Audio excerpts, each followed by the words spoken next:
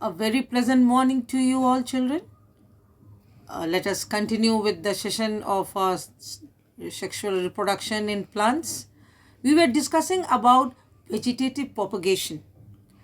Now, we shall discuss why is vegetative propagation beneficial for the plants? How is it so?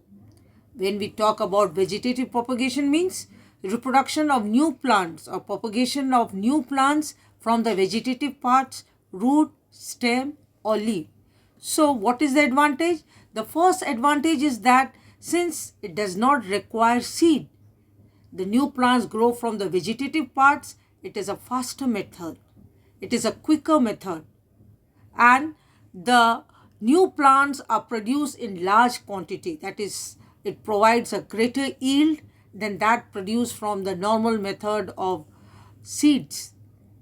Next, when we talk about the advantage, one more advantage is that the new plants produced are exactly similar to their parent plant. So that is an advantage. If the parent plant is healthy, produces flowers and fruits in abundant quantity and quality, the new plants produced by this vegetative methods also will have the same quality. Clear? So these, and then when we talk about this vegetative propagation, the best advantage is that seedless plants are produced. And as I told earlier also, it is a quicker method. So these are some of the advantages that you should know. But apart from these advantages, there's also some disadvantage. What is a disadvantage? Suppose the parent plant has got contracted some disease and one doesn't know, and the new plants are produced from the vegetative parts. So that diseased plant, parent plant, it transfers its disease to the new plant. Clear? So that means what I said, disease contacted by the parent plant can be transmitted, can be transferred to the new plants. Next, since the quality of the new plants produced from the vegetative parts, they are exactly identical. That means they have the same quality. In that case, what happens? No new varieties are produced.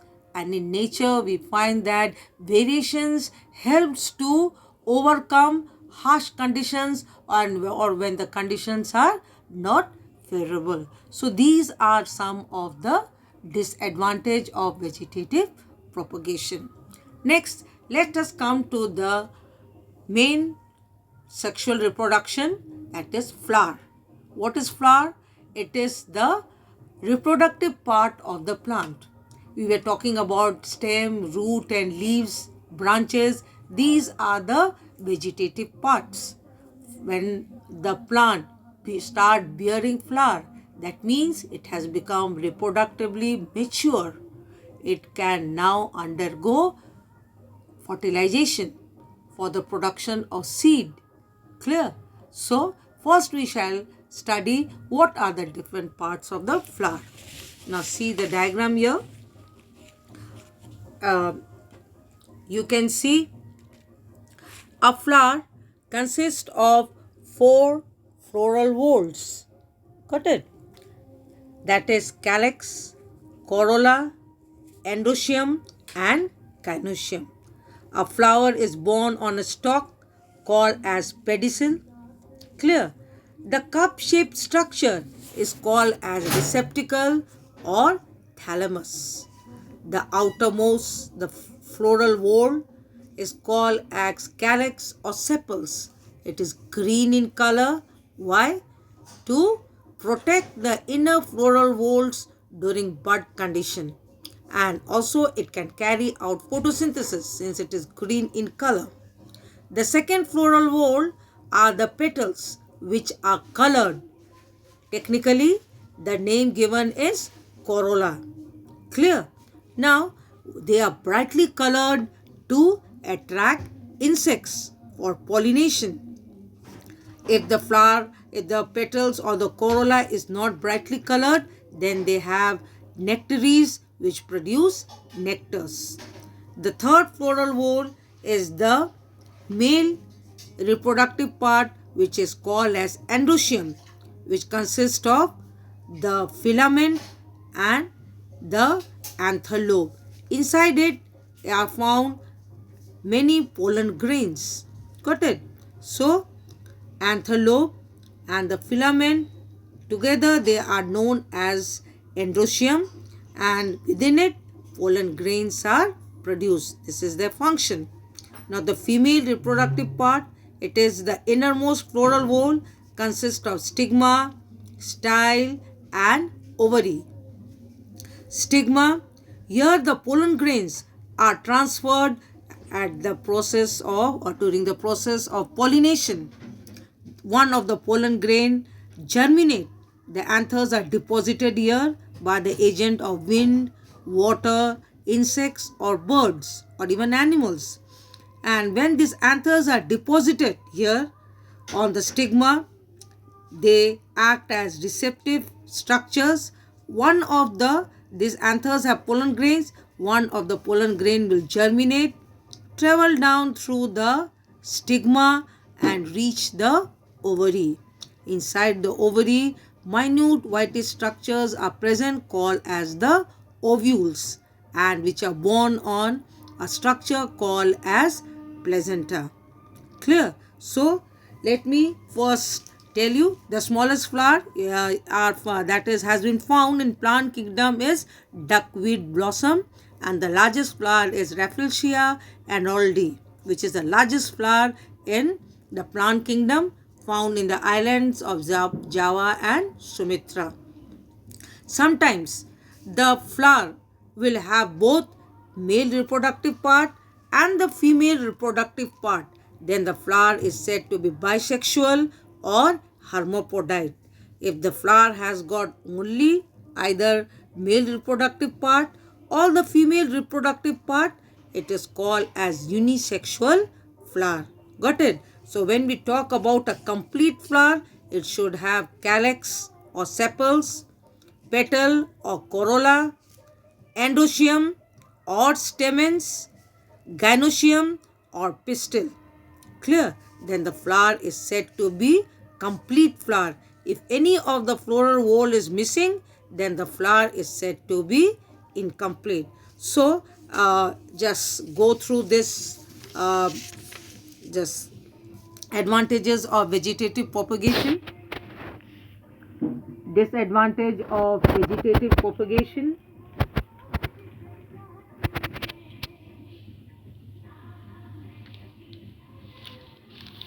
Now let me mark it in your book.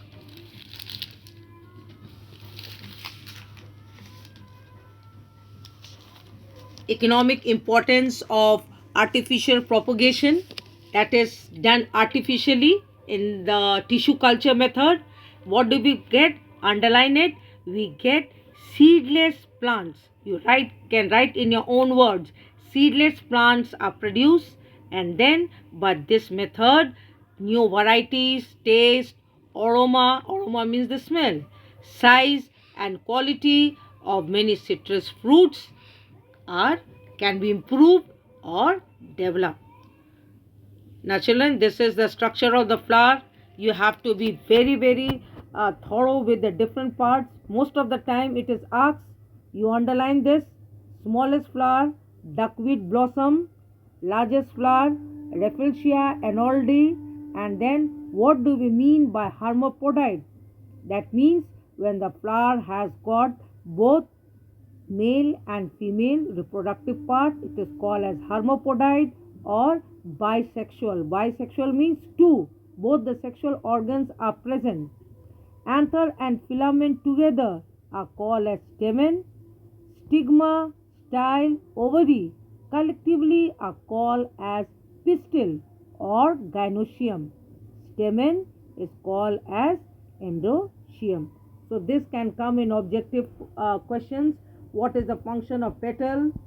That is to attract the insects. Nectary, to produce nectar.